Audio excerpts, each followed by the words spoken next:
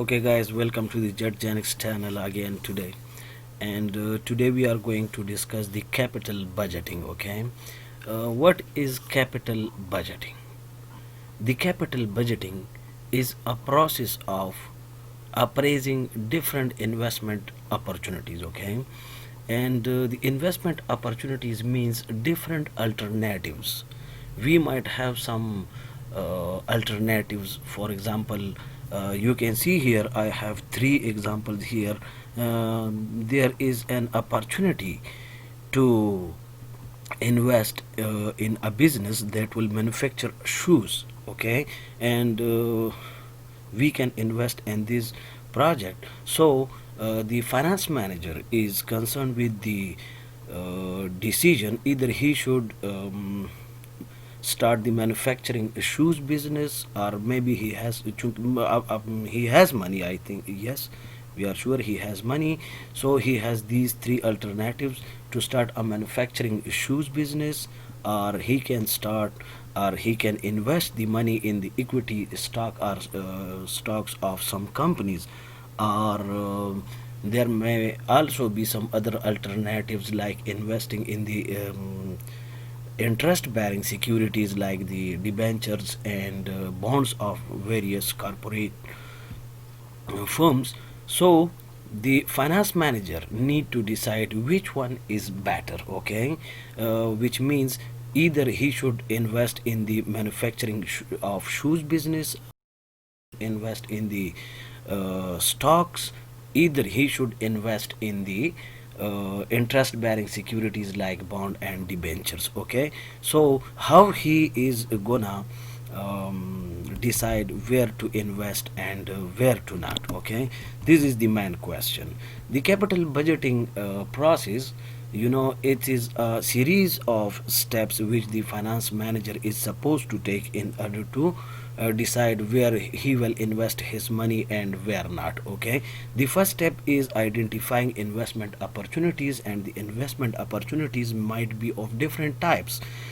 And at one time the finance manager might have two, three, four, and so on the investment opportunities, but the resources at his disposal are very limited. So he might not be able to invest in all the five, six, or ten investment opportunities. So he is going to point out or analyze which one alternative is the most beneficial one in order to invest the scarce or limited resources in that very beneficial alternative out of the 5 or 7 or 10. Okay, so he is supposed to identify different opportunities, and after that assembling investment proposals.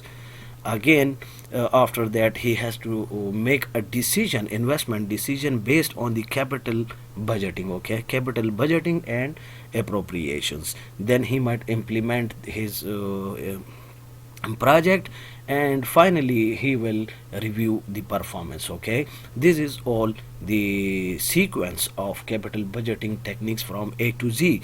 So as we are discussing the capital budgeting, what or how the finance manager can decide on in which investment alternative he has to invest, and which investment alternatives he should leave behind. So these are the some tools, okay, for capital budgeting techniques, which will help the finance manager to decide on where he should invest his money and where should not. Okay, so the first tool is the NPV, net present value, and the rule of NPV is that we will calculate the net present value of each projects, and then we will rank all the projects according to their net present value.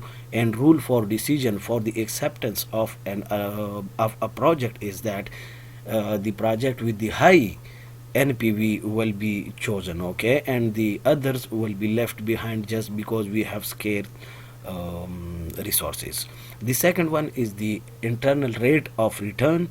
So we will calculate the internal rate of return of all the investment opportunities, and the investment opportunity with the highest IRR or internal rate of return will be chosen. Okay, and third one we have the modified IRR.